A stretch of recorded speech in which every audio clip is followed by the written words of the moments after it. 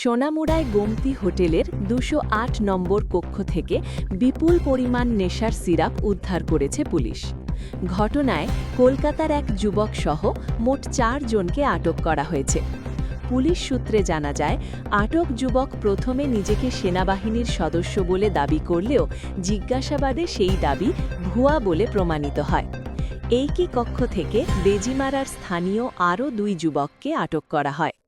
ঘটনার সূত্র ধরে হোটেল ম্যানেজারকেও জিজ্ঞাসাবাদের জন্য আটক করা হয়েছে।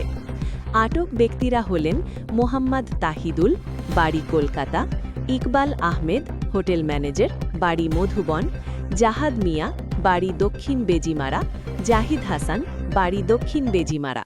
ঘটনাকে কেন্দ্র করে এলাকায় চাঞ্চল্য ছড়িয়েছে।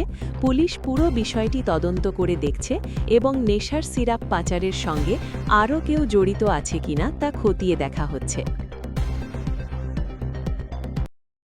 মধ্যরাতে একটা গোপন সংবাদের ভিত্তিতে আমাদের সোনামুড়া যে গোমতী হোটেল আছে এখানে রেড করা হয় এবং এখানে যে একটা রুম আছে ২০৮, এই রুম থেকে আমরা মোট ১৪৭টা স্কপ বোতল উদ্ধার করি, যেগুলি এনডিপিএস আইটেম, এবং ওর সঙ্গে আমরা ৪ জনকে ডিটেনও করা হয়।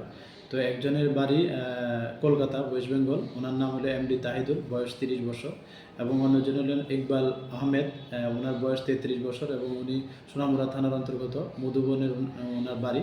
এবং ২ জন হলেন বেজিমারা, আমাদের সোনামুড়া থানার অন্তর্গত। একজন হলো জাহাদ মিয়া, আর বয়স ২০, আর অন্যজন হল জাহেদ হোসেন খান।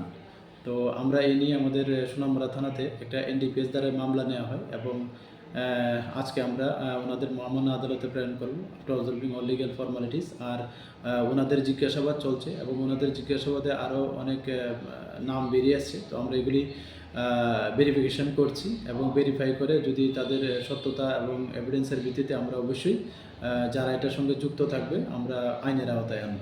Thank you.